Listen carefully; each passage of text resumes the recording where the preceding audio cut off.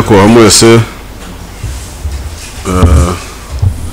dushimishijwe nuko duhuriye hano kugira ngo tuganire ikibazo cy'umutekano muke uri mu karere kacu, kugira ngo abadepite bakora mu kunganira igihugu no kukivugira no kukivuganira.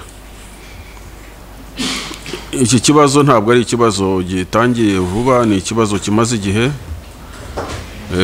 Ubu ni inshuro ya gatanu iki kibazo kigaragaza mu buryo bw'intambara. Murumva rero ko atari ikibazo gitangiye uyu munsi, si nabwo bwa mbere tukiganira hano, n'ibindi bihe twigeze kukiganira n'inteko. Bwa mbere niba twibukiranya neza, intambara y'96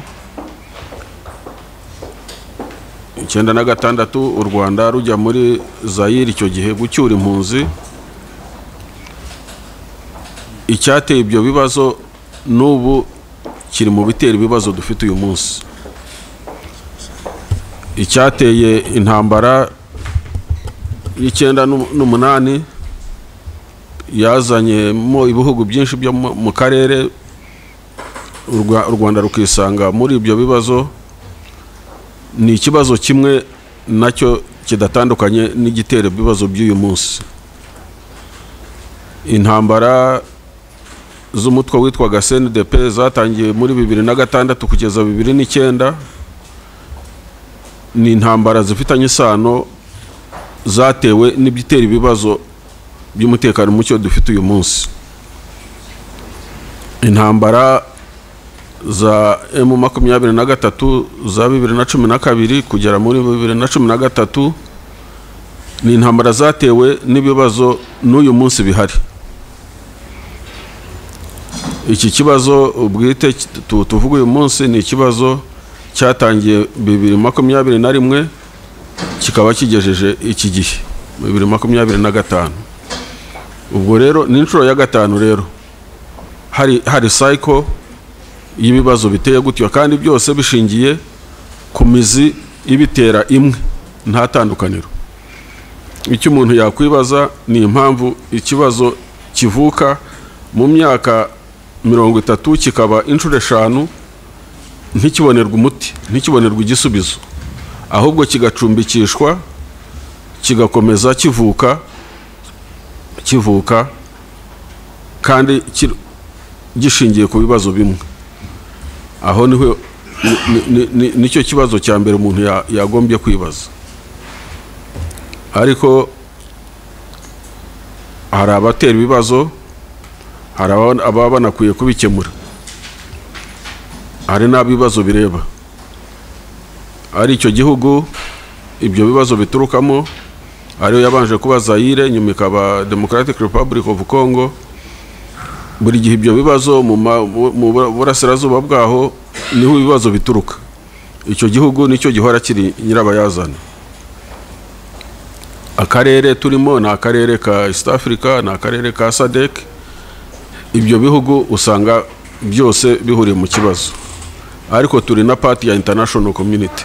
International community nayo, imiryango mpuzamahanga nayo ibifite uruhare rwo gukemura ibyo bibazo, kandi ibijyamo ikagerageza no kubikemura nubwo itabikemura neza. Akaba ari niyo mpamvu kudakemuka neza ku bibazo ari nayo mpamvu bikomeza bikurikirana bigaruka. Ugasanga buri gihe turi muri cycle y'ibibazo bimwe by'ikibazo kitarangira. Ubundi imizi cyangwa se root causes, imizi y'iki kibazo ishingiye ku bintu nka bitatu. Icya mbere, hari amateka y'ubukoroni. Hari amateka y'ubukoroni twese tuzi, yakase imipaka ititaye ku bantu uko batuye n'amoko yabo n'indimi bavuga n'imico yabo, ku buryo amateka y'aka karere aturuka ku bukoroni. Ubukoroni bwakase imipaka y'ibihugu butitaye ku batuye ibyo bihugu, ibice binini by'abanyarwanda bivuga ururimi rw'ikinyarwanda rufite umuco w'ikinyarwanda barukatira baruha ibindi bihugu. Igice kimwe kijya Bugande, igice kindi kijya muri Zaire cyangwa se muri Congo. Ibyo ntibyakabaye ikibazo ubwabyo, ubu ngubu biteye ikibazo, ariko ntibyakabaye bitera ikibazo. Impamvu bitakabaye bitera ikibazo nuko n'ibice byakase bikajya mu Bugande ariyo Gisoro, nta kibazo irigira itera. Abanyagisoro ni Abagande bavuga ikinyarwanda, bafite umuco wa kinyarwanda, bagenderana n'u Rwanda, bashyingirana no mu Rwanda, nta kibazo bibateye, nta kibazo giteye. Ni ukuvuga ko icyo kibazo mu gihe Ubugande ubwo bufite abanyarwanda kandi bukaba nta kibazo biteye, ntabwo byakagiteye no muri Kongo, ariko bikaba ariho bishingiye, ku buryo muri Kongo kuva muri za 60 kujya muri za 80 90 nta munsi n'umwe hatigeze habaho deba no gutera ibibazo abo banyarwanda bavuga ko atari abene gihugu. Buri gihe ikibazo cy'ubwene gihugu kigakomera, ndetse n'abazungu barabyanditse, hari inyandiko nyinshi cyane zibivuga. Mu nama y'abakuru b'ibihugu iherutse muri Dar es Salaam, President Museveni we yarabyivugiye ati ntawe utazi ko ibice byose by'u Rwanda bambuwe n'ubukoroni, ati n'iwanjye birahari. Gisoro yaje mu 1910, ati n'ibice bya Kongo bya Rutshuru na Masisi byambuwe u Rwanda, ati nta muntu utabizi. Icyo ntabwo cyakabaye ikibazo. Ikibazo kiba kubera iki abantu bahora ku nkeke bikavamo ikibazo cy'umutekano mukeya. Ibyo ngibyo bituruka ku kindi kibazo cy'umuntu yavuga cy'ubuyobozi. Hari ikibazo cy'imipaka, ariko hari n'ikibazo cy'ubuyobozi bw'igihugu cya Zaire yaje kuva mu Kongo. Igihugu cya governance cy'ubuyobozi ni ikibazo gikomeye cyane, ku buryo nacyo kiri mu bituma haba umuzi ukomeye cyane w'iki kibazo cy'umutekano muke mu burasirazuba bwa Kongo. Kongo kuva yaba independence, yagira independence, kuva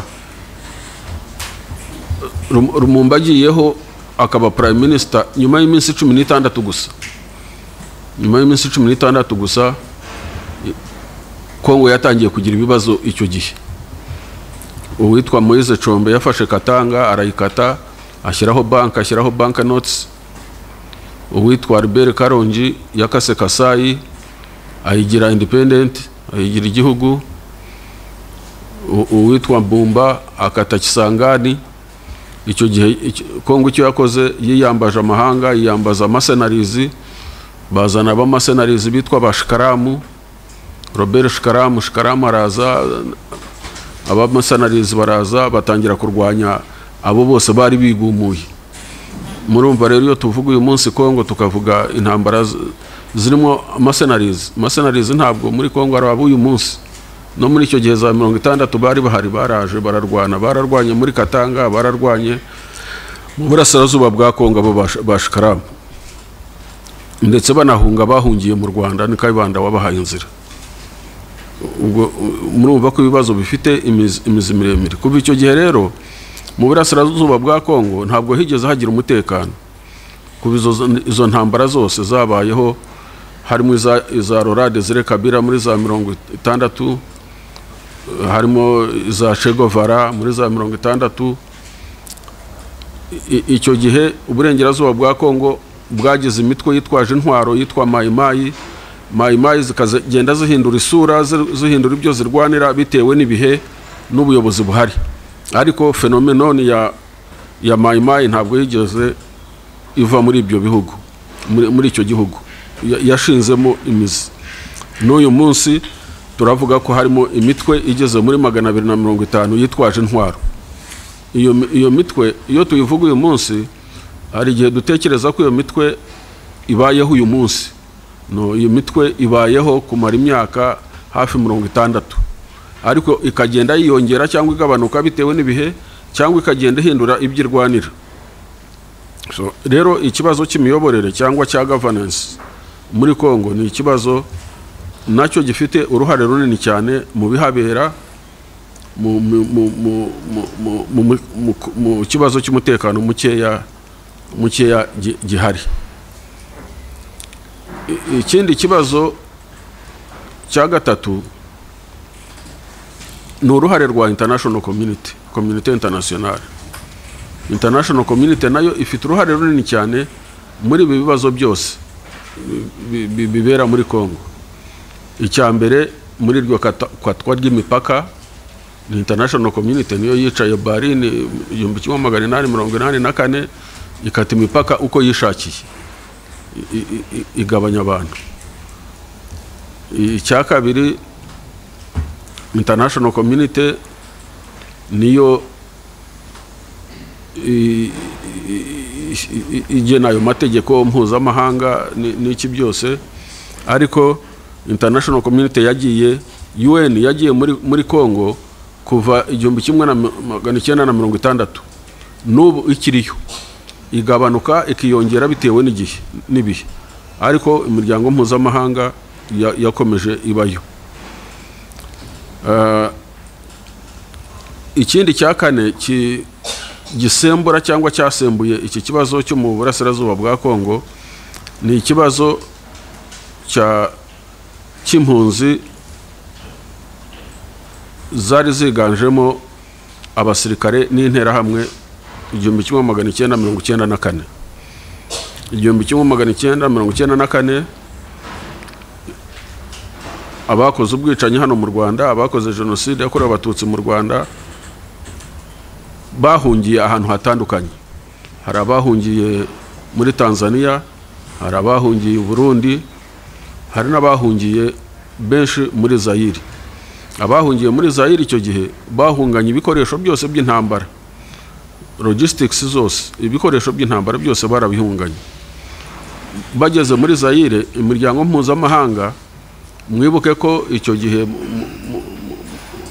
jenoside iba, Ubufaransa bwari mu Rwanda, ni nabwo bwageragezaga gufasha cyane abakoraga jenoside mu cyari cyariswe zone turquoise. Buriya zone turquoise icyo yari ishinzwe, ije gutabara XFR n'interahamwe, baje kubafasha kugira ngo babafashe babariorganize, bongere bafate umujyi wa Kigali warimo FPR. Ariko bahageze bagira ibyago, basanga hari mu kwa 6/94 basanga XFR iriho irahunga, irabanyuraho yikoreye imizigo ivangitiranye n'abaturage, babura uko bayifasha. Babuze uko bayifasha, bahitamo kujya kuyakirira muri Kongo. Baravuga bati reka tuyituze hafi y'umupaka, bizatworohere kongera kubafasha neza, kubaorganiza neza. Uko rero icyo cyemezo cya international community cy'Abafaransa, of course yuvuze international community haba harimo za NGOs zitagira ingano zishamikiye kuri ibyo bihugu, zose ziragenda zituza impunzi ku mupaka w'u Rwanda na Zaire, guhera Kabuhanga ukamanuka ukarinda ugera Kamanyora, hatari kure cyane, ikilometero kimwe, ibirometero 2, 3 se. Kibumba ho ntabwo ikilometero cyari kigeze.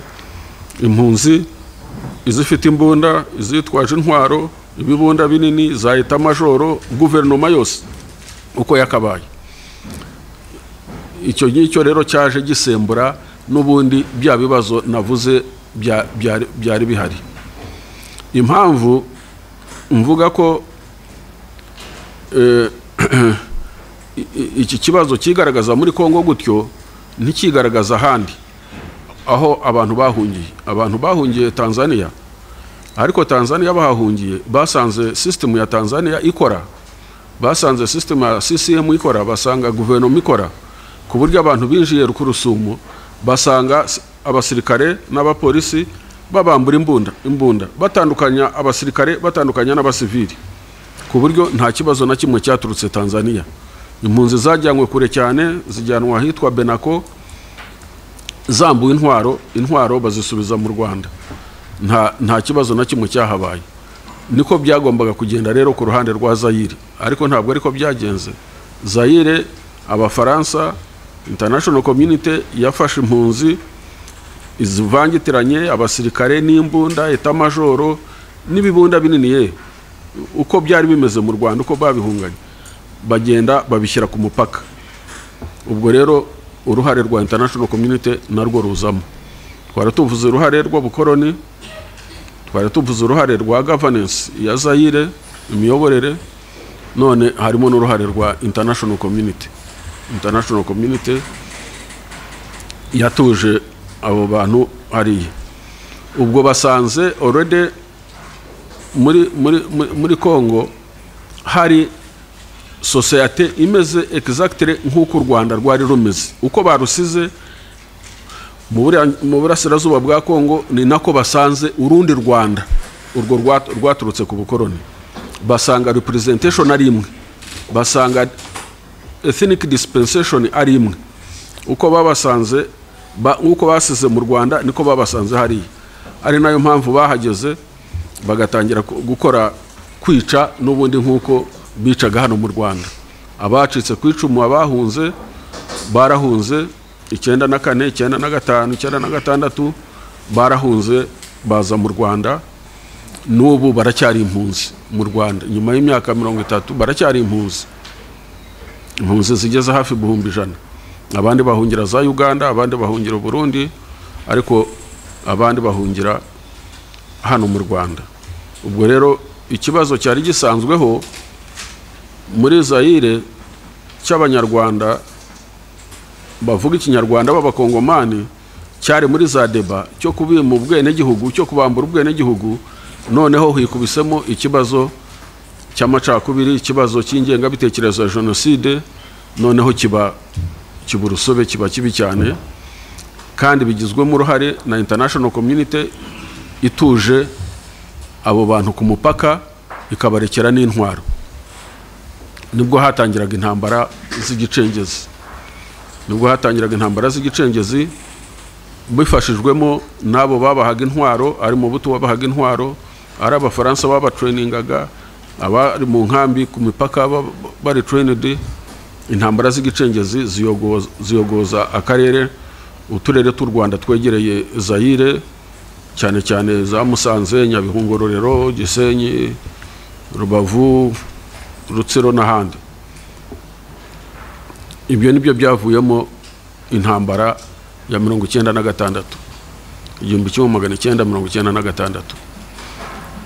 Ibi byose turabivuga kubera ko bifitanye isano n'umutekano muke uhari uyu munsi, kuko imizi y'ibibazo ni imwe. Abo bantu bambutse bageze muri Zaire 94, icyo batwaye ingenga bitekerezo. Rwa rwango rwari rusanzweho rwo muri Congo ruvangura abavuga ikinyarwanda, noneho hisutsemo ingenga bitekerezo ya genocide ivuye mu Rwanda. Ariko iyo ngenga bitekerezo nayo ntabwo ari ukuvuga ngo yari ivuye mu Rwanda gusa, ahubwo yari yaratangiye guhemberwa na Habyarimana afatanyije na Mobutu igihe cyitwaga Magreve sinzi uko bakita mu Gifaransa, ariko harimo ibintu bya agricole n'ibindi, harimo ibintu bya agricole ngo ni ishyirahamwe ry'ubuhinzi gutyo, ariko ryari ryibanze cyane muri Rucuru. Ibyo ni ingamba Habyarimana yashyiragaho zo gutoteza abantu. Ubwo yari yarashyize icyo cya Magreve mu by'ukuri yari ingenga bitekerezo ya genocide. Ariko noneho 94 abahungiyeyo bagenda bajyanye ikomeye cyane, noneho birushaho kuba bibi. Intambara rero ya mbere navuze ya 1996 yabaye y'u Rwanda kujya gucyura impunzi, gutandukanya impunzi hamwe n'abitwaje intwaro, aba exfar n'interahamwe. Nyuma y'uko u Rwanda rusabye imiryango mpuzamahanga kenshi cyane.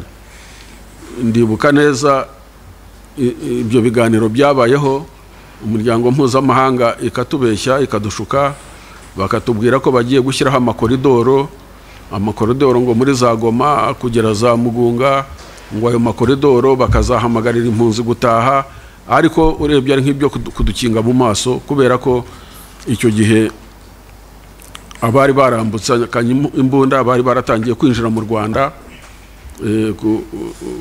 bakora intambara z'igicengezi. Ikirwa cya Iwawa baragifashe, barinjiza za batayo zitwaga za Kagoma, ahitwa za Gafunzo muri Nyamasheke barahafasha abitwa abakoroneri rwa Bukwisi. Biba ngombwa rero ko u Rwanda rujyayo, ubwo kujyayo ku Rwanda muri 1996 byatewe n'iyo ntambara y'igicengezi. Abari bitwaje intwaro, abahabwaga intwaro, abahabwaga ibintu byose bavaga muri Zaire baza mu Rwanda gukora intambara y'igicengezi. Iyo ntambara rero yarakomeje irinda igera muri 1998, haza iyo ya kabiri nari navuze. Iya kabiri nayo icyayiteye yari continuité y'iya mbere, nta tandukaniro rihari. Itandukaniro ryari rihari gusa nuko umuyobozi witwa Laurent Désiré Kabila, u Rwanda rwarafashije kujya ku butegetsi, yararuhindutse, ahubwo noneho we azana ubukana mu gufasha intambara y'igicengezi. Ajya Congo Brazzaville, ajya Central African Republic, ajya za Zambia na za Angola, n'aba ex-FARC bari barahungiyeyo bose arabazanya, arabakusanya, noneho akora icyitwaga Ariri ya kabiri. Yarwanaga mu burangira abacengezi bari mu burasirazuba bwa Kongo bitwaga Ariri ya mbere, akora Ariri ya kabiri, Ariri tu iza isanga Ariri ya mbere. Noneho ubukana bw'intambara y'igicengezi buba bwinshi cyane, bubaye bwinshi nibwo u Rwanda narwo rwiyemezaga noneho guhangana n'icyo kibazo. Icyo gihe amahanga yarahagurutse kubera ko intambara yagize ubukana bwinshi cyane.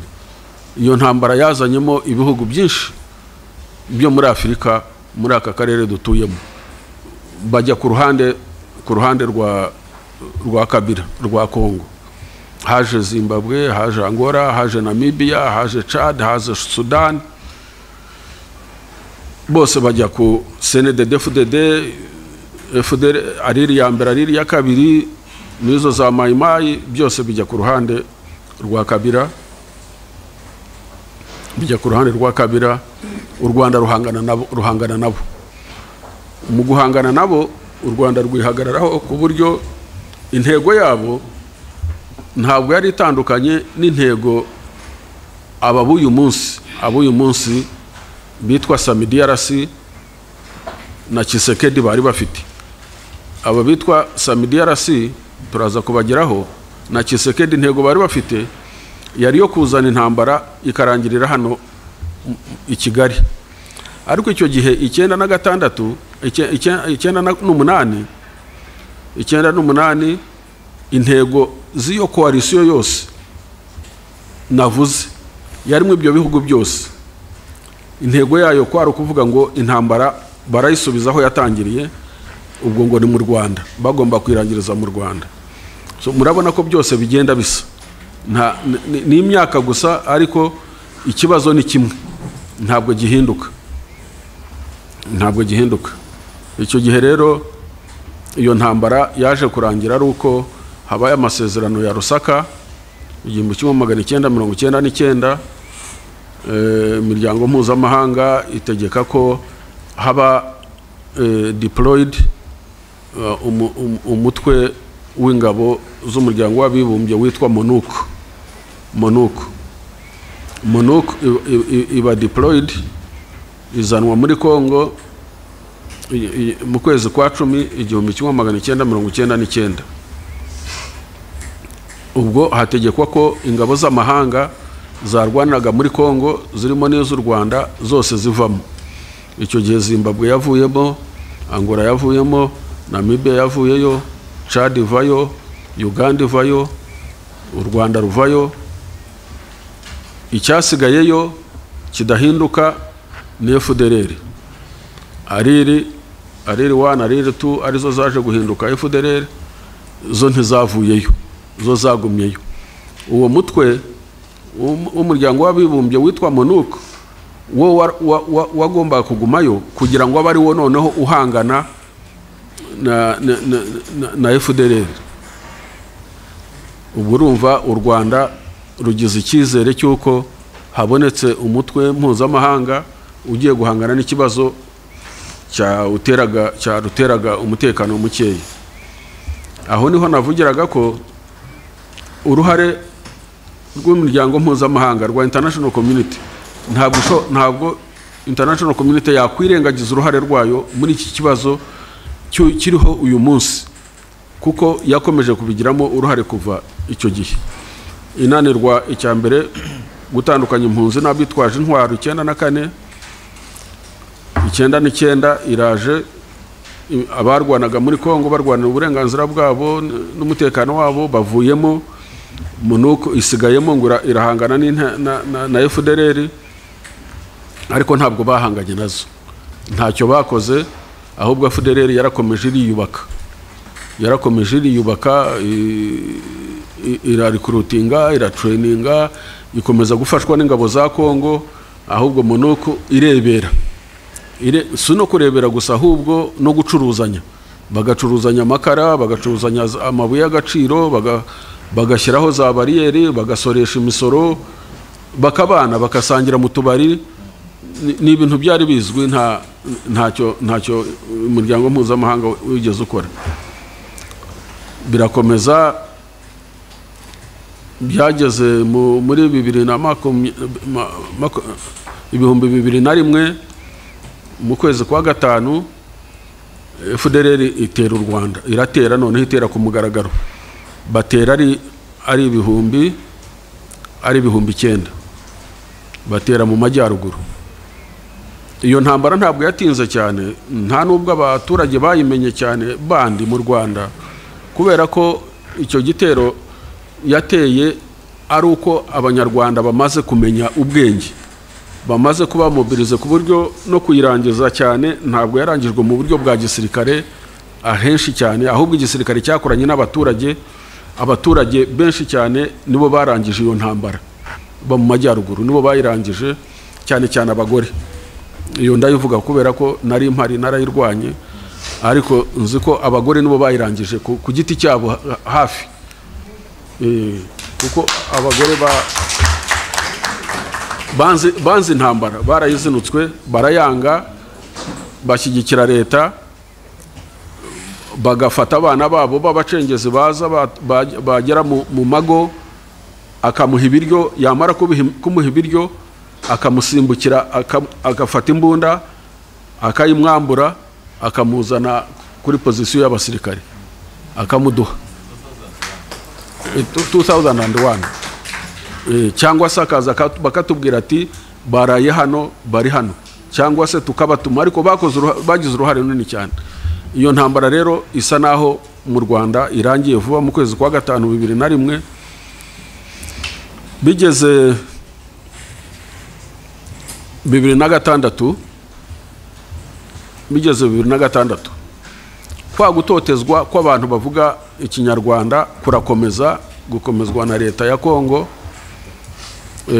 kurakomeza cyane, ndetse abasirikare babo, ingabo z'u Rwanda zivuyeyo, abari abasirikare babo aho babavangaga mu ngabo za leta bakicwa bagatotezwa, nibwo ubwo bwicanyi bwabayeho bwatumye abasirikare bavuga ikinyarwanda bikubira mu mutwe witwa CNDP, batangira kurwana mu burasirazuba bwa Kongo muri 2006. Bararwana bageza 2009. Bagejeje 2009, leta ya Kongo icyo gihe wari umuyobozi ni Joseph Kabila, yiyambaza u Rwanda, aravuga ati aba bantu nimumfashe twumvikane. U Rwanda ruramufasha, kandi koko barumvikana. Bamaze kumvikana, basinyana n'amasezerano. Ayo masezerano yasinywe kuri 23 z'ukwa gatatu 2009, 23 z'ukwa gatatu 2009. Bamaze kuyasinya bemeranya ko bagiye kubavanga mu ngabo za Kongo, nyine barabavanga. Ayo masezerano yarakubiyemo kuvuga ngo barasubizwa uburenganzira bwabo nk'abanyarwanda bo muri Kongo b'abakongomani. Impunzi zabo ziri mu mahanga cyane cyane mu Rwanda no muri Uganda ziracyurwa zisubizwe mu byazo n'ibindi byinshi bumvikanye. Ariko Kongo yamaze kubavanga ntiyagira ikikora, itagize ikikora, ahubwo abavanzwe mu ngabo barabakurikirana batangira kubica. Hari kompanye y'abasirikare, kompanye ubundi y'abasirikare b'120 hariyo bavanzwe ahitwa Isiro. Iryo joro barara bayishe yose, baratangira kubica. Batangiye kubica muri 2012 barongera baregurupa bavamo. Abasagutse batapfuye bavayo, barongera batangira indi ntambara, noneho bayita M23, Ro23 Mars. Impamvu bayise M23 nuko Ro23 23 z'ukwa gatatu 2009 nibwo ya masezerano bari bayasinyanye na leta ya Kongo, ariyo yagombaga gutanga amahoro. Noneho baza muri 2012 biyita M23. M23 bivuze March 23rd. So baza rero barwanira noneho bya bindi n'ubundi, uburenganzira bwabo, gutotezwa, kwicwa, impunzi zabo n'iki. Bararwana iyo ntambara. Buri ko barwanye, leta ya Kongo ikabishyira ku Rwanda, kubera ko harwana abanyarwanda bavuga ikinyarwanda b'abakongomani. Kongo yo igahitamo biyoroheye ko ari ukuvuga ko ari abanyarwanda bo mu Rwanda bariho barwana. Noneho cya kibazo cy'uburenganzira bwabo n'ubwenegihugu bwabo kikaba kibikurushaho, kuko noneho barabita abanyarwanda barwana, nta nubwo babita abakongomani barwana. Ubwo ntambara irakomeza. Igeze 2013 international community ikora reaction. Ubwo ariko urumva international community irongeye iragarutse, ntabwo ibura, irongeye isubiyemo, ijemo noneho mu kibazo. Irongeye iragarutse, iza noneho ifasha Kongo kurwanya M23. Icyo bakoze, bahamagaje ibihugu bitatu, aricyo South Africa, Malawi na Tanzania, bagikubira mu cyitwaga Force Intervention Brigade. Iyo Force Intervention Brigade iza ifite manda n'ibikoresho bihagije byo kurwanya M23. Urumva reaction ku bantu barwanira uburenganzira bwabo, ku bantu bari bavanzwe mu ngabo za Kongo bakicirwayo, bakagaruka kubaza no kurwanira uburenganzira bwabo. Community international ije noneho ijije kubarwanya, ntabwo ijije kubumva no kumva icyo barwanira, ahubwo ijije kubarwanya. Iraza irabarasa. Ni nabwo bwa mbere mu mateka ya UN Peacekeeping Force hakoreshwa imbaraga zingana kuriya. Nibwo bwa mbere hakoresha drone, nibwo bwa mbere hakoreshwa uburyo bwo kurwana, atirare n'ibindi bihambaye mu buryo bungana kuriya. Imbaraga zifite ubukana butari bwagaragaraho na hamwe kuri force ya international community, kuri force ya UN ni hariya bwagaragariye. Bakoresheje imbaraga nyinshi cyane kurasa M23. Icyo gihe MONUSCO yindi yitwaga MONUSCO yagiyeho 19 yari yarahindutse MONUSCO. Muri 2010 yari yarahindutse MONUSCO. Ubwo MONUSCO nayo inshingano zayo zitwaga ngo gustabiliza Kongo.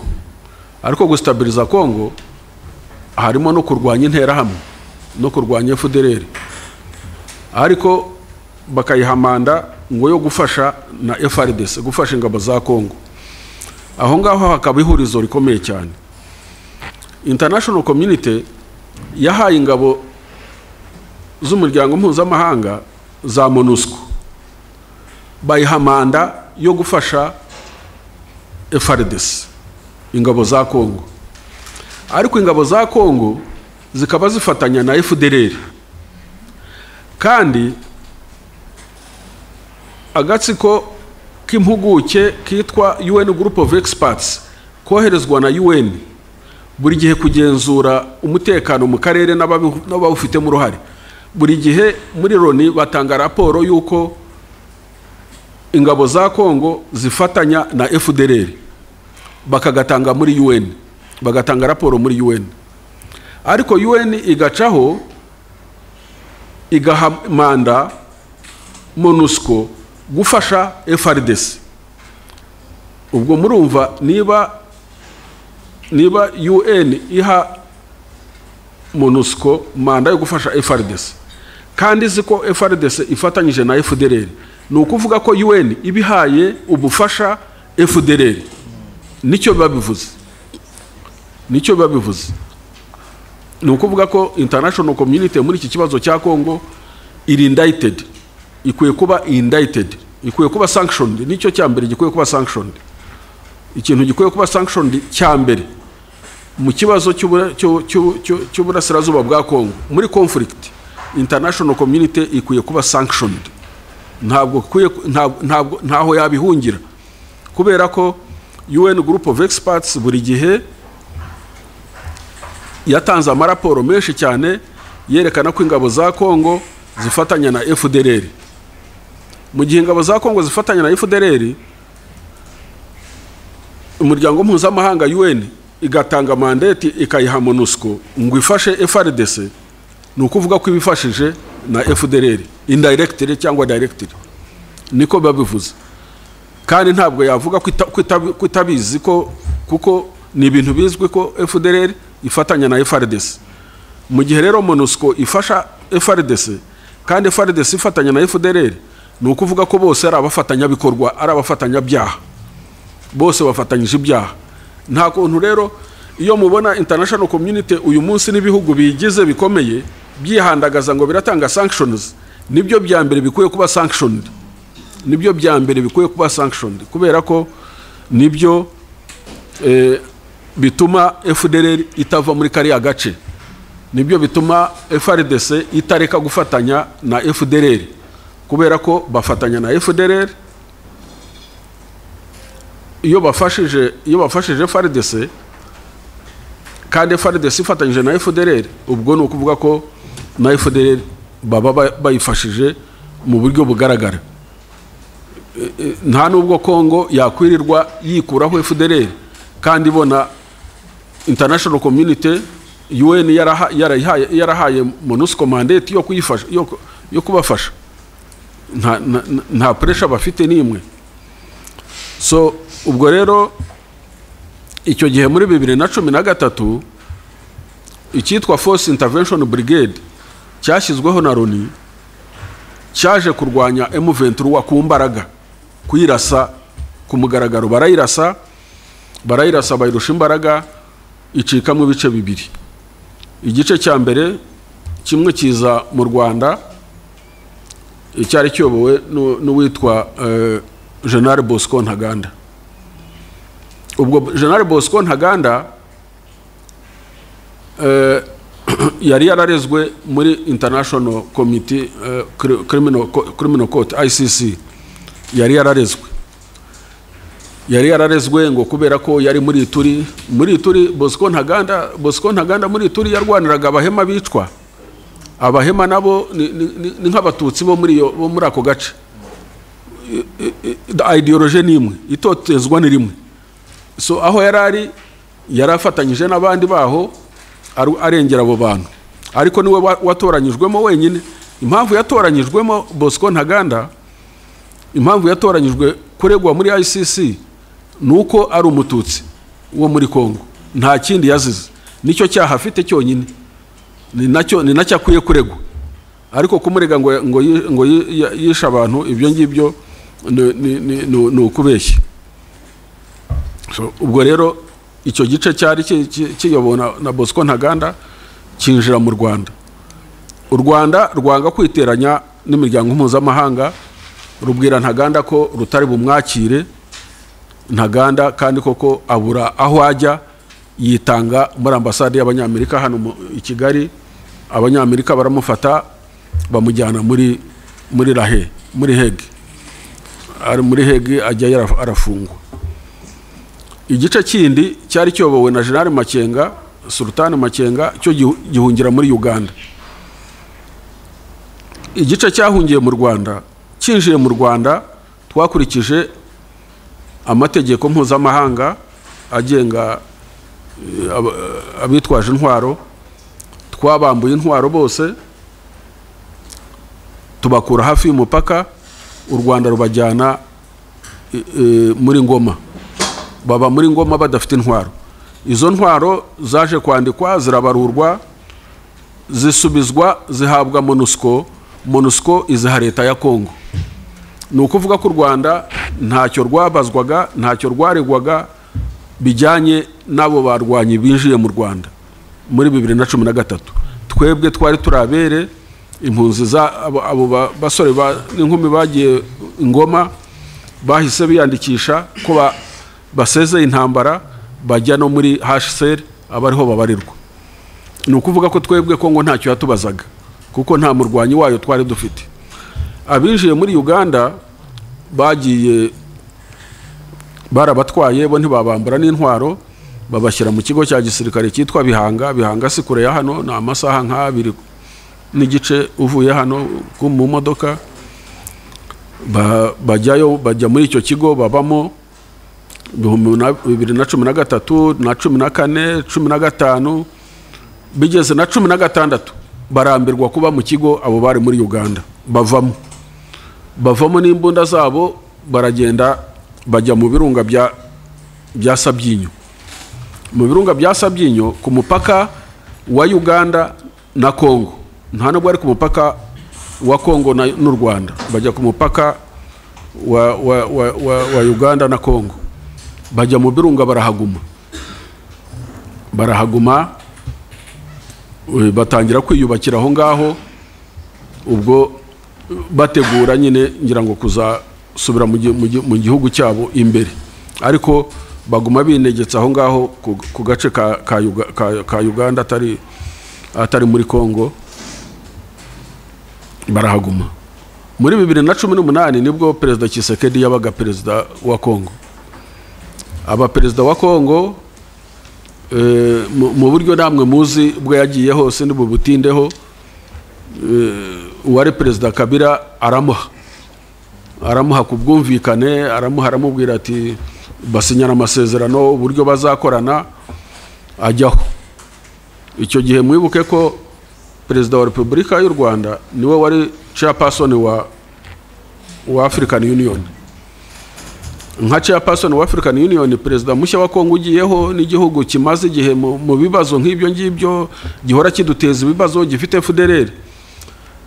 Perezida wacu yumva ko kwegera Tshisekedi akamufasha, akamubanira neza, ko ari byo bizafasha gukemura ibyo bibazo. Perezida wacu afasha Tshisekedi, aramuvuganira. Yari umuntu wiviriye iyo ngiyo, ibyo yakoraga murabizi, ntabwo ni bubitindeho. Adahugukiwe cyane, atazwi cyane, atazwi he. Perezida aramuvuganira, aramwegera, yibaza ko hari icyo bizatanga, ariko ntacyo byatanze, kubera ko 2019 niba mubyibuka neza, mu kwezi kwa 10 tariki 19 nibwo umutwe wa FDLR witwa Rudurunana wateye mu Kinigi, wica abantu bacu, n'abariko barapfa, barongera basubira muri Kongo. Ariko n'indi mitwe guhera 2018 imitwe ya FDLR inyura mu majyepfo yitwa FRN ituruka mu majyepfo irasa muri Nyungwe, irasa za Nyabimata, irasa amamodoka muri Nyungwe. Kuva icyo gihe ni byinshi cyane. Iyo ubaze umunsi ku munsi usanga kugeza kuva 2018 kugeza 2022 bari bamaze kurasa mu Rwanda inshuro zigeze 20. Nuko bihera ku mupaka, kubera ko u Rwanda ruhora ruri ku mupaka, ntabwo rujya rukuraho abasirikare barwo. Ariko ibibazo byabaye muri Nyamagabe, muri Nyaruguru, Nyabimata, byose murabizi n'ibibazo bya Kinigi. Ubwo rero intambara iyi ngiyi turimo ya M23 ugiye ivuga iki gihe ijya gutangira, Tshisekedi yaje ari perezida w'u Rwanda, ari perezida wa Uganda, bamubwira ati nyamuneka aba bantu dufite reba uko bacyura, reba uko urangizanya nabo ibibazo. Baramwinginga ndetse n'amadelegasiyo araza menshi cyane. Hari amadelegasiyo yaje hano 2019 mu kwezi kwa 10, banasinyana n'amasezerano n'abari Kibungo, abo Tshisekedi yohereje basinyana amasezerano. Harimo umujenali witwa Kahimbi n'abandi basinyana amasezerano ko bakwiye gutaha, bagataha mu gihugu cyabo. Turategereza tukajya twishyuza aba bantu mwasinyanye nabo amasezerano bazataha ryari, ngo twabuze bije, ariko tuza kumenya ko batabashaka. Kutabashaka ni cya gitekerezo cyo kuvuga ngo n'ubundi aba bantu saba Kongomani n'Abanyarwanda nibagumi wabo baratashye. Bije ntibaza. Ubwo ariko na Uganda nayo irasunika kugira ngo batwara abantu babo, kuko usibye abo bari mu birunga baze n'imbunda bari mu birunga, hari n'abandi bagumye mu nkambi. Uganda igera aho ngaho yohereza delegasiyo yabo, ibohereza Kinshasa. Bamara y'amezi 18 bari mu hoteli, nta muyobozi n'umwe wigeze ubabona. Ubwo n'abari Uganda, ubwo bariho bose harimo kugerageza gutaha no kuvugana na Tshisekedi, kubera ko ari umuperezida mushya, wenda baratekereza ko yazana ibitekerezo bishya. Bageze aho bararambirwa, nyuma y'amezi 18 bava Kinshasa baragaruka, baraza bajya muri Uganda. Basubiriye muri Uganda, ubwo biragaragara ko byananiranye ibyo gutaha iwabo. Bigeze muri 2021,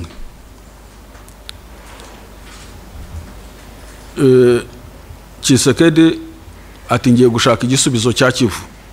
Ati igisubizo cya Kivu nuko ngiye gushyiraho icyitwa état de siège, state of emergency.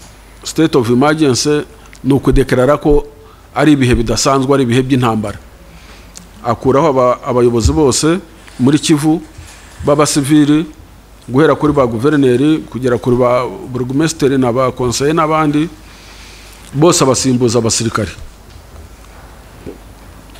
Abantu bayoberwa ibyo ari byo, ariko tukibaza ko wenda hari ikintu kizima ariho ategura. Naho we yateguraga intambara, yateguraga ibyo yise gupasifiya Kivu na état de siège. We yateguraga intambara. We umuti yasanze ukwiye wo gukemura ikibazo cy'abavuga ururimi rw'Ikinyarwanda ari ukubarwanya, ari ukubarasa. Ashyiraho ikindi cyiswe intercongolese dialogue izabera Nairobi. Icyo gihe Perezida Museveni aramwinginga cyane, aramubwira ati uvugane n'abantu bawe, ati abantu bawe mugomba kuvugana, ati mugomba kuvugana mugahurira na Nairobi. Hari habaye inama y'abakuru b'ibihugu, ati jye nabazana mukanavugana, abantu bawe bagataha mu mahoro. Tshisekedi yanga kuvugana nabo, ashyiraho intercongolese dialogue, azana ya mitwe yindi yose yitwaje intwaro, igeze muri magana ngahe. Kandi iyo mitwe yose ni imitwe ya leta.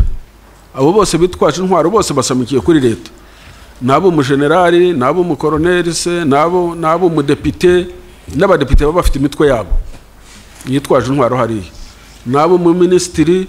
Buri muntu aba afite umutwe we, so Tshisekedi ahubwo atwara abo bandi bose muri sare nk'uko nguko. M23 ari ifite ikirwanira, ifite icyo yagasabye cyumvikana, yo bayirukana mu mishyikirano, bayirukana muri sare, barayirukana, basigamo ba bandi ahubwo bavugira leta, ahubwo bumvikana na leta, ari bo ba leta, badafite icyo bapfa na leta. Kandi koko byaje kugaragara ko ari aba leta, aho babahinduriyemo umutwe umwe witwa Wazalendo, ahubwo ukaza uje gufatanya na leta. N'ubundi bari aba leta, leta ntacyo yavuganaga nabo. Ubwo rero M23 bayirukanye muri leta, bayirukanye muri leta, amini bayirukanye muri sare, bayirukana mu mishyikirano ya Nairobi. Ubwo M23 nibwo yatangiraga kurwana Bunagana, itangira kurwana Bunagana. Aho yatangiriye kurwana ntaho hahuriye n'u Rwanda. Bunagana murayizi, ni nyuma ya biriya bisozi bya Sabyinyo, ni ku mupaka wa Uganda na Congo, nta nubwo hegereye iwacu na gato. Batangira kurwana aho ngaho Bunagana, batangiye kurwana, Tshisekedi na leta ye batangira kuriga u Rwanda, ahubwo bakariga u Rwanda, kandi intambara itaraturutse mu Rwanda, intambara itarwanirwa no hafi y'u Rwanda. Batangira gutunga agatoki u Rwanda, batangira kuriga u Rwanda. U Rwanda rurabihorera, imirwano irakomeza. Noneho Tshisekedi atangiye kurwana na M23, icyo yakoze kwari ukuzana FDLR, abariyo azana, abari yashyira imbere, abari yashyira ku mbunda zikomeye, arayactiva. Noneho arayizana, atangira gukoresha FDLR. Uko azanye FDLR, aho kugira ngo barase M23 Bunagana, ahubwo FDLR n'ingabo za Kongo imbunda bazereka mu Rwanda, bazitunga mu Rwanda. Muri 2022 mu kwa gatatu, imbunda bazitunga mu Rwanda, barasa mu Kinigi. Urumva bararwana Bunagana. Intambara yatangiriye Bunagana, ntiyatangiriye hafi y'u Rwanda, ariko bagiye gukora reaction, barashe mu Rwanda mu 2022 mu kwezi kwa gatatu, barasa mu Rwanda. Icyo gihe habaho kwihaniza, perezida wacu yihaniza Perezida Tshisekedi mu nama y'abakuru b'ibihugu i Bujumbura, Nairobi n'ahandi. Aramubwira ati hehe no kurasa mu Rwanda, intambara ntabwo yatangiriye mu Rwanda, u Rwanda si rwo rwatangiye intambara, ntabwo yatangiriye no ku mupaka w'u Rwanda, ntaho duhuriye n'iyi ntambara, utongera kurasa mu Rwanda. Tshisekedi mu kwezi kwa gatanu arongera arasa mu Rwanda, arongera arasa mu Rwanda. Bigeze mu kwa gatandatu nibwo twiteguraga 2022, nibwo twiteguraga kwakira inama ya Cogamu. Inama ya Cogamu nibwo twiteguraga kuyakira, ibura y'icyumweru kimwe. Tshisekedi abajenerali be baramubwira bati twebwe turiteguye bihagije ku buryo twarasa u Rwanda, inama ya Cogamu ikasanga turi mu Rwanda twahageze ntinabi. Icya kabiri akaba ari wowe ubaye grand president wa Congo, ugiye gufata u Rwanda ukamanika idarapo y'u Rwanda muri Kigali. Abyemera gutyo kandi abyumva gutyo, abyumva ko bishoboka, abyumva ko bishoboka, yumva ko bishoboka ko yafata u Rwanda, abishyiramo umurego. Tugiye tubona intambara, ahubwo Tshisekedi aho kuyerekeza aho yaturutse, aho kurasa abo yarwanaga nabo, ahubwo intwaro zose n'intambara arayerekeza mu Rwanda. Aranabivuga ko agiye kurasa mu Rwanda, agiye kurasa u Rwanda.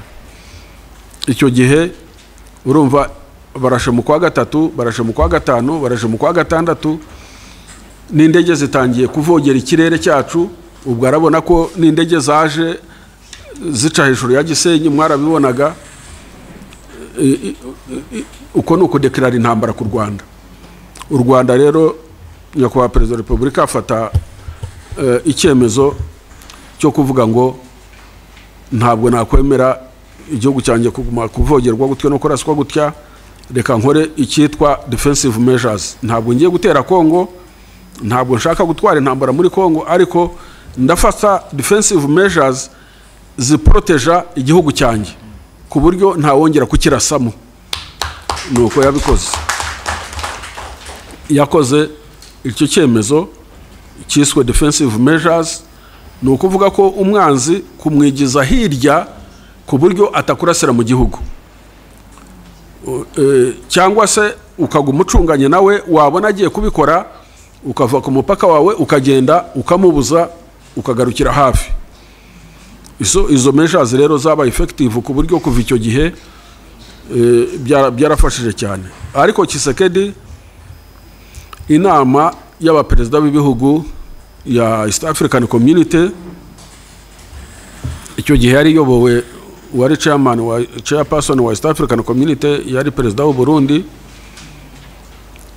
ariko abaperezida bose bemeza ko iyi ntambara igomba guhagarara. Hagomba kuba imishyikirano hagati ya Perezida Tshisekedi n'abo yarwanaga nabo ba M23, ko hagomba kubaho ceasefire, imirwano igahagarara, kandi ko biyemeje kuzana ingabo zabo zikajya hagati y'ingabo za Kongo n'ingabo za M23. Ubwo ariko u Rwanda rwo rurareklama FDLR. Ubwo twatangiye kubaza FDLR, Tshisekedi wayizanye ute? FDLR iriho irarwana, FDLR yaba integrated. U Rwanda rwo rurabaza FDLR ikibazo cya FDLR. So ubwo ibihugu bya East African Community bizana ingabo zabyo. Abatanze ingabo ni Uganda, ni South Sudan, ni Burundi na Kenya. Kenya abariyo iziyoboye. Habaho ceasefire, kwemeranya guhagarika imirwano muri Rucuro. Noneho ingabo za East African Community ziswe East African Regional Force ziradeployinga hagati, zijya hagati. M23 yari yirukanye ingabo za Kongo na FDLR yazigejeje mu birometero hafi 100, ihagarika imirwano. Ubwo ariko international community nayo irakurikira, irabaza, ariko pressure nkuko bisanzwe irayishyira kuri M23, irayishyira kuri M23, irayishyira no ku Rwanda. Intambara aho kugira ngo ube intambara ya guverinoma ya Kongo na M23, itangiye kugenda bayihindura intambara y'u Rwanda. Bavuga ngo M23 nirekere ku Rwanda, bakabwira ngo u Rwanda nimubwire M23 ireke ku Rwanda. Kandi M23 ntiyavuye mu Rwanda, M23 ntirwanira ku mupaka w'u Rwanda. Ndetse na perezida w'Umufaransa, Perezida Macron, yinginga perezida wacu, aramubwira ati ubwire M23 isubira inyuma ibirometero 100. Ati jewe ndabihagararaho, irasubira inyuma, ntacyo iri bube, kugira ngo imishyikirano abantu bumvikane. M23 yasubiye inyuma ibirometero 100, ahubwo Tshisekedi ayikurikira kuyirasa. Kandi abari wabisabye ngo isubire inyuma ntiyabajije impamvu Tshisekedi yayikurikiye kuyirasa, yari icecekeye. Ndetse basaba na perezida wacu ngo babwire M23 ngo ive muri Bunagana. Yari yafashe Bunagana, ngo rwose turakwinginze. Uko kumwinginga ngo fasha, ngo kuko ubazi muvuga ururimi rumwe, uko kumwinginga niko kwaje guhindukamo ko M23 ifashwa n'u Rwanda. Bakabikora bavuga ngo bati turabinginze u Rwanda nimutubwirire bari abasore bareke ku Rwanda. U Rwanda rwabikora, ubwo ikibazo kikaba cy'u Rwanda aho kubicyaye M23. Ku buryo nyakubahwa Perezida wa Repubulika yasabye M23 kuva muri Bunagana, arayibwira ati noneho barasaba ko muva muri Bunagana nimuyivemo, nta kugira ngo mushobore kumvikana no kujya mu biganiro. bariho bava muri Bunagana Tshisekedi arabarasa, abarasa akoresheje FDLR n'ingabo ze, arabarasa. Urumva Tshisekedi we buri gihe yapreferaga kurwana gutsinda gisirikare. Nyirago ni umuntu utazi ibyo kurwana, utazi n'ibya gisirikare, agomba kuba yaribazaga ko ari ibintu byoroshye cyane, cyangwa se n'abajenerali ba Kongo bamenyereye kwiba no gusahurira mu nduru, bakabikoresha kugira ngo abahe ibikoresho babone uko bagushuraho bashyira mu mifuka yabo, baramubeshya ko ashoboye kurwana. So ubwo rero ingabo za East African Community zo zaraje zijya hagati y'imitwe yombi, zijya hagati ya M23 n'ingabo za Kongo, zirahajya ziradeploying. Amezi zamaze guhera mu kwezi kwa gatatu, 2023 kugeza mu kwezi kwa 10 nta mirwano yongeye kuba. Mu gihe ingabo za East African Regional Force zagiye hagati y'ingabo za M23 n'ingabo za leta, nta mirwano yongeye kuba guhera 23 mu kwezi kwa gatatu kugera 23 mu kwezi kwa 10.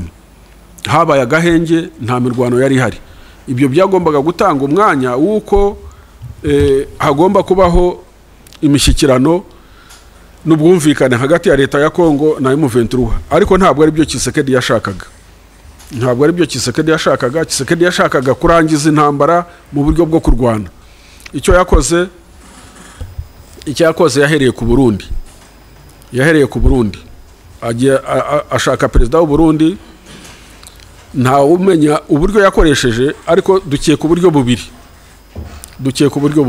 Uburyo bwa mbere yakoresheje uburyo bwa mwaye, uburyo bwa quelque chose, niko dutekereza, kuko nta kindi, nta kuntu wakwibaza ukuntu umuntu yari chairman wa East African Community. East African Community ya deploying ingabo zagiye hagati y'abarwana kandi zabikoze neza. Arangije tugiye tumva iza yazikuye muri East African Community, ahubwo yazishyize ku ruhande rwa Kongo kugira ngo irwane. Uko byagenze buri muntu wese yabyibaza niba atari quelque chose, ariko cyane icyarimo kiremereye cyane ni intambara y'ubwoko. Ni intambara ya ideology, ni intambara ya ethnicity. We yagiyemo aje kurwana intambara y'ubwoko. Nicyo cyumvikana, kuko n'ingabo ze yazanye n'imbonera kure n'ibindi byose. So ubwo Burundi bwikuye muri East African Community, mu ngabo za East African Community, bwishyize ku ngabo za DRC kurwana. Urumva uwari chairperson wa East African Community wari warafashe icyemezo kimwe n'abandi ko hagiye kuba ceasefire, hagiye kuba inzira y'amahoro, ni nawe noneho ufashe ingabo ze azikura muzatangaga amahoro azishyize muzirwana. Ntabwo byumvikana. Aho ngaho niho ikibazo cyabereye Rudobi. Abarundi baje kurwana intambara ya ideology ya genocide, kandi baje muri coalition ya FRDC irimo FDLR. Ubwo urumva Abarundi baje gufatanya na FDLR. Ubwo intambara, cya kibazo cy'u Rwanda twigizagayo ko avuga ngo turakora defensive measures, ubwo menace cyangwa threat yari kuri iyi level, izamutseho indi level, menace irazamuka. Ubwo Abarundi baraje, Tshisekedi ageze aho asaba ingabo za East African Community kumurwanirira. Kandi ingabo za East African Community zo zari zaraje gucunga amahoro, ntabwo zari zaraje kurwana. kandi amahoro zari zayacunze mu mezi 7 zamaze nta mirwano yabaye, zari hagati. Ndetse yagaragaye no kuri video rimwe mu Bujumbura mu nama y'abakuru b'ibihugu amenasa umuyobozi mukuru wari uyoboye izo ngabo za East African Community w'umunyakenya, amumenasa amutuka ngo kuki atarwana. Tshisekedi ageze aho ngaho ingabo za East African Community azirukana ku butaka bwe. Ubwo ariko icyo nacyo mu gisesengure neza, Tshisekedi na Congo DRC ni members ba East African Community. Icyemezo cyafashwe cyo kudeployinga ingabo za East African Community cyafashwe n'abakuru b'ibihugu ba East African Community, nawe ni member wa East African Community. Icyemezo cyafashwe n'abakuru b'ibihugu agihinduye wenyine, ingabo zirukanye ku giti cye wenyine, ntababajije ntababwiye, arabirukanye. Aho ngaho naho iyo abantu basesengura na international community yiza kuvuga isakuza, ibyo ngibyo byose irabyirengagiza ntabyivuga. Tshisekedi yirukanye ingabo za East African Community zose, ziratashye zirahambiriye ziragiye. Abagande baragenda, South Sudan iragenda, Kenya iragenda, abarundi bo baca ruhinga nyuma bisangira. Ingabo za Kongo bahinduye umwambaro, wa mwambaro wo gutanga amahoro barawuhinduye, bagiye mu mwambaro wo kurwana. Impamvu yo kurwana ubwo mwayumvise ni genocide ideology, ni quelque chose, ni byose nta kindi. So ubwo rero Tshisekedi arwanisha abo ngabo, arwanye M23 handi bari barayirukanye, barayishubije inyuma, irahamukura, ahubwo iramusunika imwigiza imbere.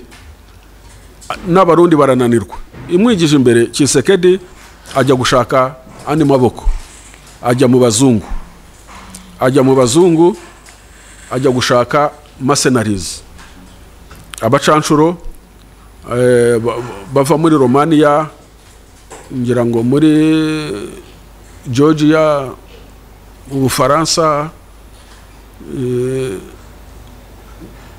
sinzi n'ahandi, ariko abenshi bari abaromaniya. Ashaka abacanshuro, nk'uko nabibabwiye, phenomenon y'ubucanshuro muri Congo ihera muri za 60. Ni phenomenon ihoraho.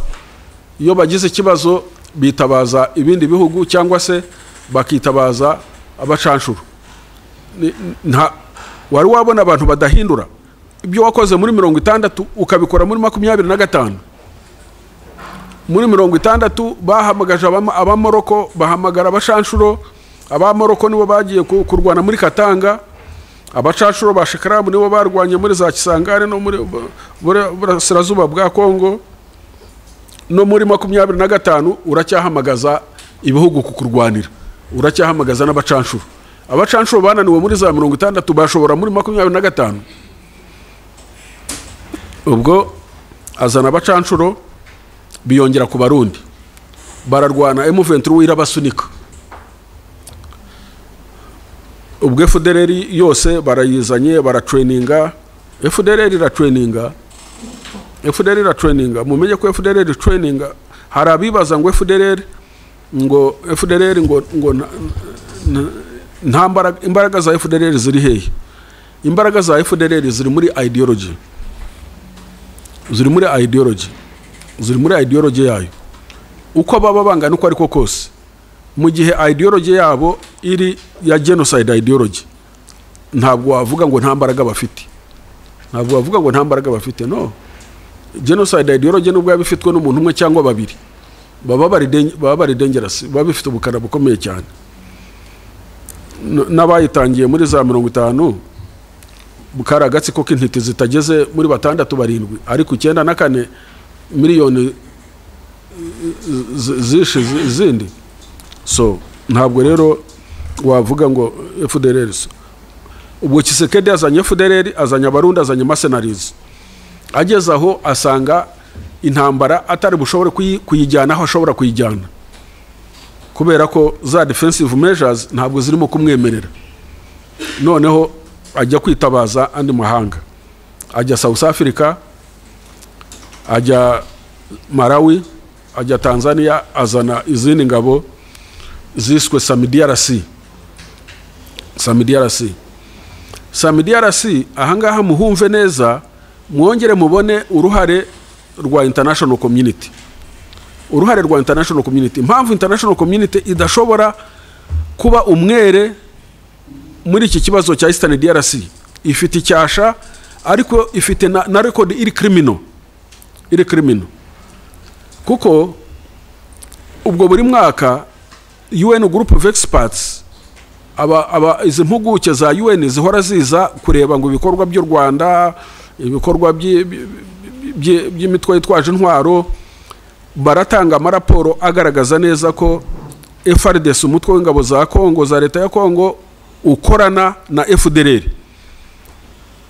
Bagatanga n'amazina y'abantu y'aba commanders bakorana nabo, bakabavuga, ntabwo babihakana.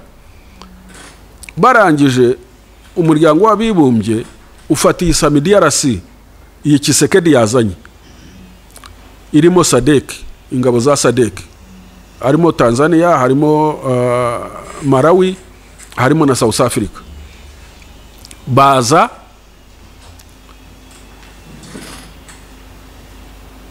bahabwa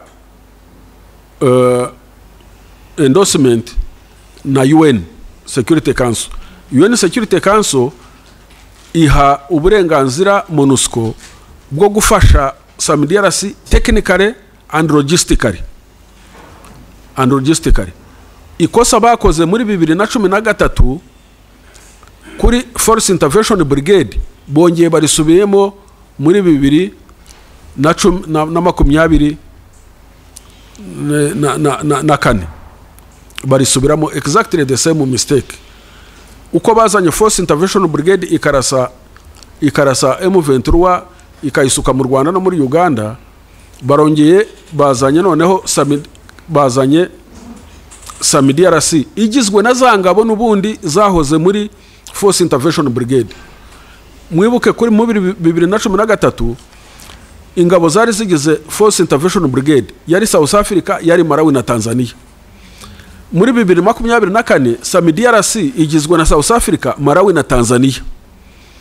Ariko icyo umuntu yakwibaza, ese ibyo bihugu ko ari bitatu, yaba South Africa, yaba Malawi, yaba Tanzania, bajya kuza gufasha Tshisekedi, bari bazi ko Tshisekedi afatanyije na FDLR? Icyo umuntu yakibaza ni yes, bari babizi.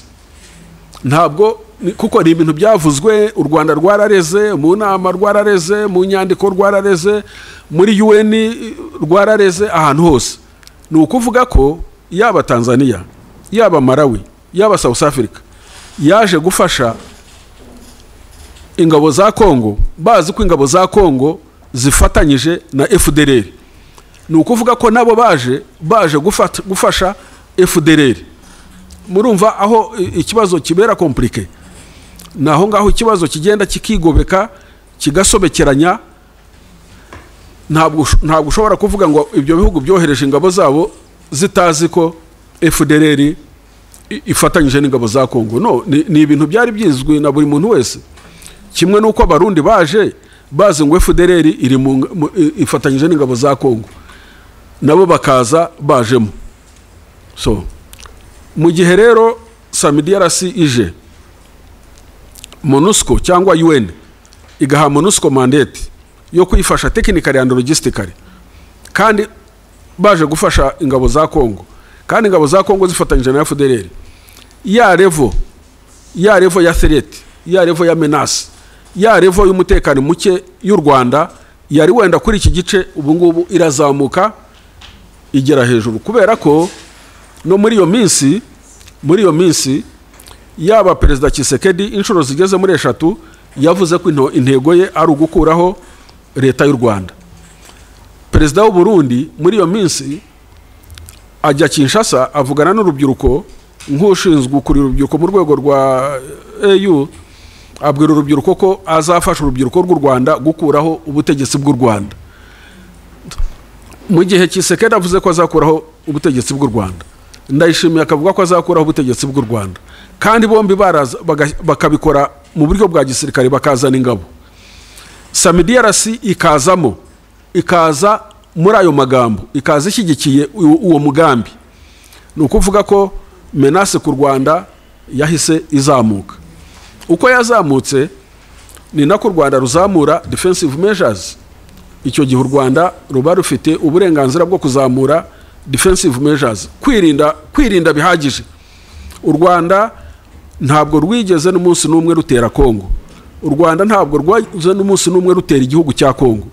Ntabwo rwigeze rufata umugambi wo kurasa Kongo. Rwafashe umugambi wo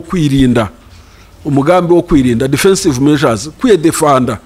Kuvuga ngo aba bantu bafashe umugambi wo gutera u Rwanda, bakanawuvuga, bakawugaragaza, bakawushyira no mu bikorwa, reka dufate ingamba zo kwirinda. Ubwo intambara barakomeje. M23 Tshisekedi uko ayirasa ngo arashaka kuyitsinda, ahubwo ikamutsinda. Mu ntambara bigenda biti? Mu ntambara ku rugamba urapanga gutera umwanzi, uwo witwa umwanzi wawe. Iyo umuteye ntumutsinde, ahubwo akagutsinda, utakaza naho waruri. Ni uko urugamba rugenda. Iyo unteye nk'aha ngaha ndi uturutse aho ngaho, nkabona ko aho wari wapanze kunterera niho haguha avantage. Icyo gihe iyo unteye nkagutsinda, ndahagukura kugira ngo utazongera kuhakoresha kuntera. Ubwo ngubwo ukagenda nawe utakaza. Nuko Tshisekedi yagiye atakaza, M23 igenda ifata ahantu hanini. Ubwo reaction ya international community ni yihe? Reaction ya international community, kubera M23 gutsinda, ntibabona M23 ikibazo bagihinduye cy'u Rwanda. Mukurikirane neza ukuntu ikibazo cyaje guhinduka cy'u Rwanda. Iki kibazo cya M23 ntikigeze kibi cy'u Rwanda, ariko ku ngufu bagihinduye cy'u Rwanda, bakigira cyo n'uyu munsi. Iyo bafata ibihano, haba mu banyamerika, haba mu European Union, iyo bafata ibihano, bafata ibihano nkaho ari ikibazo cy'u Rwanda. Bakigize ikibazo cy'u Rwanda ku ngufu, kandi u Rwanda ari rwo rwaterwaga, ari rwo ruhagaze ku mipaka yarwo kugira ngo rudaterwa. M23 kugira imbaraga byabaye icyaha ku Rwanda. Ku bwabo ntabwo M23 ikwiye kugira imbaraga. Wavuga ikibazo cya FDLR bakagitrivializinga, bakashaka kucyoroshya. Gushaka kucyoroshya ni ukugira ngo kigumeho. Kigumo. FDLR yafashwe nk'igikangisho ku Rwanda, na international community ntishaka ko FDLR ivaho, kuko nicyo cyonyine baba bafite. Ni nk'umuntu afite imbwa y'inkare mu rupangu, washaka abantu ko badaca imbere yawe ukagumushumuriza wire kuri bakanga. So FDLR yabaye igikangisho. International community irayipreserving, irayiproteja kugira ngo bahore bayishumuriza u Rwanda ruhore rucecetse. So byageze aho rero Kongo imaze kuneshwa kurushwa imbaraga irushwa imbaraga na M23, itangira ikibazo ku cyiti cy'u Rwanda. International community kuko nayo yabigizemo uruhare, nayo ikibazo cyiti cy'u Rwanda. Ubwo habaho pressure z'uko abantu bakwiye kumvikana. Kongo n'u Rwanda bati nimwumvikane, bashyiraho inzira ebyiri. Inzira ya mbere ni iriya nzira ya Nairobi process ireba M23 na Kongo. Inzira ya kabiri ni Rwanda process ireba icyo u Rwanda rupfa na Kongo. Icyo u Rwanda rupfa na Kongo ni kimwe, ni FDLR, ni no kurutera, ni ugukoresha FDLR no kurutera. So imishyikirano rero irakomeza kugeza ubu. Ejo bundi mu kwezi kwa 12 tariki 14 bijya guhagarara, hari hamaze kuba inama inshuro 7 muri Angola, muri Rwanda, biyobowe na perezida wa Angola. Noneho u Rwanda rukavuga ruti ikibazo cya Kongo cya M23 bakitiriye u Rwanda, ntabwo twavugana na Kongo itarangiza ikibazo cyayo na M23 kitwitirirwa, nibakirangize. Kongo iti ntabwo mvugana na M23 ndavugana n'u Rwanda, naho Kongo mu myumvire yayo nta M23 ibaho, nta M23 b'abakongomani babaho, ni abanyarwanda. Nivugana n'u Rwanda ikibazo cya M23 kiraba kirangiye, kuko M23 n'u Rwanda n'ubu ntibarabemera ko ari abakongomani. Aho ngaho niho ikibazo gikomereye cyane. So ni naho imishyikirano ya Nairobi yahagarariye ngo perezida wacu ntiyagiyeyo kwifotoza gusa, nta kindi cyari kumujyanayo, kuko mu gihe ikibazo cya M23 cyari cyaraganiriwe muri izo nshuro 7 zose, byagera ku itariki 14 z'ukwa 12 2024 Kongo ikanga ngo ntiyavugana na M23, ubwo u Rwanda ntacyo rwari kugiye gukora, kuko abakongo bumvaga kuvugana n'u Rwanda bihagije, bidakeneye kuvugana na M23 nkaho itabaho. So ubwo rero bihagararira aho ngaho, amahanga arahaguruka ngo u Rwanda yarwaciye ibintu, ngo ntirwagiye perezida ntiyagiye muri Angola, kandi ntacyo yajyaga gukora muri Angola mu gihe Kongo itemera kuvugana n'abantu bayo, ahubwo ikumva ko kuvugira muri twebwe ariko kuvugira muri kuvugana na M23. So ibyo rero byarahagaze. M23 Tshisekedi akomeza kugaba ibitero. Tshisekedi yakoresheje imbaraga nyinshi cyane, yakoresheje imbaraga, ntimushobora kumva imbaraga Tshisekedi yakoresheje, yibaza ngo ararasa M23 nayirangiza akomeza arase n'u Rwanda. Ubwo turavuga nka FARDC yonyine ntabwo iri hasi y'ibihumbi 100. FARDC yabaye mobilized iki gihe cyose, ntabwo yajya hasi y'ibihumbi 100. Kuba bigaragara ku rugamba icyo ni ikindi kibazo, ariko kumobiliza bikaza byarageze hafi ibihumbi 100. Abakongo kubazanye bose siko bajya ku rugamba, siko bajya ku rugamba. Hari abakuramo imyenda bakambara ingutiya z'abagore bakihisha, hari abagera gute, abagera ku rugamba ntabwo ariko bangana ariko bose, ariko abamobilijwe ni hafi ibihumbi 100. Washyiraho SAMIDRC ibihumbi 4,800, washyiraho mercenaries bavugaga 800, washyiraho FDLR ihorere hagati y'ibihumbi 2 na 3.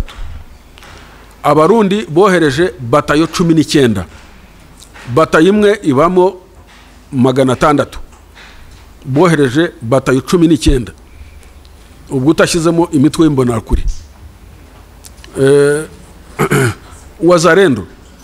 Wazarendo ntabwo bari hasi y'ibihumbi 50. Murumva ibyo bintu byose uko bingana. Washyiraho ibikoresho bya gisirikare byazanwaga na SAMIDRC, indege zarashombaga buri munsi, wibazaga ikibuga cya Goma wibazaga ko ari Gatwick yo mu Bwongereza, kuko indege yabaga imanuka indi izamuka gutyo. Ibikoresho byinshi cyane mwarabyiboneye ibyafatiwe hariya. Biriya ntabwo ari ibikoresho byari byo kurwana na M23, ni ibikoresho byagomba kurasa u Rwanda. Naho byari biri, naho byarebaga na positioning yabyo ni hariya ibirometero 4-5 ku mupaka w'u Rwanda, kuri airport, byose bireba mu Rwanda. Ibibunda bya rutura byinshi cyane, ubona ibirasa ibirometero 50, ibirasa ibirometero 20, ibirasa ibirometero bingahe, amoko yose atandukanye, ariko byose byabapfanye ubusa, byahindutse ubusa. M23 kubera ko ifite ikirwanira kandi Tshisekedi akayiteza umurindi, na international community kayiteza umurindi. Uko international community ibangamira itumva ikibazo cyayo, ni nakurushaho kugira ubukana. Buri umuntu yarwanira ukuri agira imbaraga nyinshi cyane. Iriya ideology ya genocide bakoze ku mugaragaro, ubonye listi y'abantu y'abayobozi ba Kongo, ubonye listi y'abayobozi ba Kongo bahamagariraga ubwicanyi ku maradiyo, ku mavideo bifata ku mugaragaro, bahamagara abakongomani ngo bice barye abatutsi lisiti ni ndende cyane, igeze nk'abantu 60, ariko nta n'umwe muri abo ngabo, nta n'umwe international community irasanctioning, nta n'umwe. Kandi ibyo bahamagariraga abantu kwica abantu barabikoze, abantu baratwitswe, bagatwikwa mu makara, mu mapine, bakabarya, kuri za video birahari, bakabica, bakabatema, abantu barapfuye. Nk'ubu mu maprizo ya Kongo yonyine abatutsi barimo bafunzwe barenze 500, ariko nta muryango n'umwe mpuzamahanga ushobora kubaza, nta n'umwe urigera ubibaza, unabivuga, nta ubivuga n'umwe, barabiceceka, ariko agatoke bakagatunga u Rwanda gusa. Ubwo rero M23 ibyo byose, icyo gikoalition cyose sinzi ko mukibuka neza, ngira ngo nsubiremo mbari, hari FARDC, hari FDLR, hari mercenaries, hari abarundi, hari SAMIDRC igizwe n'ibihugu bitatu, hari Wazalendo. Ibyo byose M23 irabyirukankana, ibifatana Bukavu, ibifatana Igoma, ibifatana Sake. Ikibazo noneho mu miryango mpuzamahanga kikaba ngo M23 irakura he imbaraga zo gufataho hose. Imbaraga irazikura muri mu burenganzira bwabo, irabikura mu kababa rifite, irazikura mu gutereranywa mu gihe batereranye, irazikura mu uko bariya badafite icyo barwanira. So Goma rero imaze gufatwa na Bukavu imaze gufatwa, imiryango mpuzamahanga irasakuza. Ubu noneho ikibazo ntikikire M23, ikibazo kibu Rwanda, bashyira ku Rwanda, uruhare rwabo bararwirengagiza. N'ibyo ngibi barimo ngo by'ibihano by'ibiki, ariko ikibazo cyo kigomba kumvikana, kigomba gukemuka once and for all. Ibyo bita once and for all. Iki kibazo kimaze inshuro 5 navuze, 96, 98, 2006, 2012, 2013, 2021, 2025 kigaruka. Ubu iki nicyo gihe cyuko gikwiye kurangira burundu, abantu bakemera, bakajya mu mizi yacyo, bakareba ikigitera, bakakiganira, bakakirangiza. Ubu rero kubera ko izi regional blocks ebyiri, East African Community na SADC zisanze muri iki kibazo, SADC SAMIDRC ni ingabo za SADC, habaye icyemezo cyuko izi regional blocks zombi zihurira Dar es Salaam. SADC na East African Community bemeranya ko bagiye guhuza, hari byo bemeranyije. Icyambere imirwano ihagarare, imirwano kubanza guhagarara. Icya kabiri ba chef d'état major ba East African Community na SADC bakajya kuri tere, bakabanza bagahura, bakajya kuri tere, bakareba ko imirwano ihagaze. Ikindi kureba umutekano w'abaturage n'ibyabafasha ko bibageraho. So ibyo byose rero no gushyiraho abahuza bashya. Bya bindi Perezida Uhuru yari afite Nairobi process, Perezida wa Angola afite Rwanda process, zombi zidahuza. Ubu ngubu bemeranyije ko Nairobi process na Rwanda process zihuzwa ikabimwe, ndetse n'abahuzwa bakiyongera, abahuza bakiyongera. Ubu babongereye, twabonye bongeramo abandi amaraso mashya, bongeyemo Perezida Obasanjo wari Perezida wa Nigeria, bongeyemo wari Prime Minister wa Ethiopia Desalegn, bongeyemo na Uhuru nawe yagumyemo. Wenda abo batatu nibashyira hamwe bagahuza, bakumva ikibazo cya DRC na M23 n'ikibazo cy'u Rwanda nacyo kigakemuka, turibaza ko biza kugira icyo bitanga. Ariko mwumve ko mu gihe akarere ka Afurika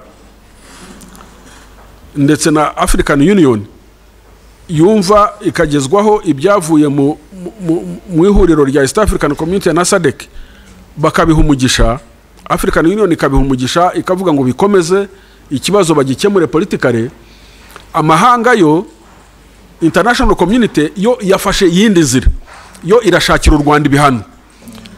Uko ushakira u Rwanda ibihano ni ukuvuga ko Tshisekedi niyumva ko u Rwanda rushakirwa ibihano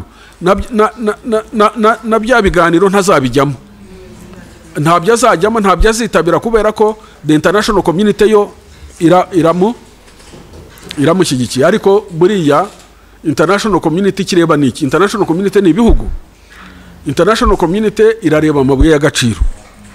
Tshisekedi aririrwayo arababwira ati ndabaha ibyo mukeneye byose, ndabaha amabuye y'agaciro, mwebwe ni mukandamiza u Rwanda gusa nta kindi, ni murega u Rwanda, ni musanctioning u Rwanda. Ariko aya mabuye y'agaciro bazayarwaniramo bose, uragira ngo bazayagiranamo amahoro? Bose barayashaka, ari abanyamerika barayashaka, abashinwa bayagezemo kera, bazayarwaniramo still, nta gishya kiri, nta gishya bazazana. So ubu rero international community iracyakora the same mistakes yakoze n'ikindi gihe. Jewe ikibazo cya Kongo kutarangira, ikibazo cya Kongo kutarangira kuva cyatangira, uruhare 80% na amanyanga ya East Africa ya international community. International community ifite mu ruhare rukomeye cyane, kubera ko kandi si ukuvuga ko ibitazi ukuri bikuzi, ariko baba arakwirengagiza, bakwirengagiza nkatwe rero nk'abanyarwanda, nk'abadepite. Abadepite ibi byose ntabwo ndi umutwe wa politiki, ariko genda bafata nk'abadepite mwese, ni inteko yacu, n'abavugizi n'abakuriye imitwe ya politiki. Ibyo ari byose buri mutwe wa politiki ufite abadepite, ufite inteko, niyo duhuriraho, tukongera tugahurira muri guverinoma. Uko duhurira muri guverinoma rero tugahurira no mu nteko, ni ukuvuga ko tugomba gusobanukirwa urugamba uko rumeze. Icya kabiri, tugomba guharanira kwigira, kuko abo bose icyo bakangisha ni imfashanyo zabo niki. So twebwe rero dukwiye kureba ibyo dukora byose tukabasara tugamije kwigira. Niba proje zihari zirakorwa neza, ubuhinzi burakorwa neza, ibicuruzwa biracuruzwa neza, turi mu nzira nziza kugira ngo tugane mu kwigira, aho guhora gusa buri gihe tugaraguzwa agati. So kwigira nicyo cyonyine, niyo ntwaro dufite. Kwigira niyo ntwaro dufite. Ndibaza ko ibyinshi mbivuze, ngira ngo ahasigaye wenda twasubiza ibibazo cyangwa se tukumva n'ibitekerezo. Murakoze.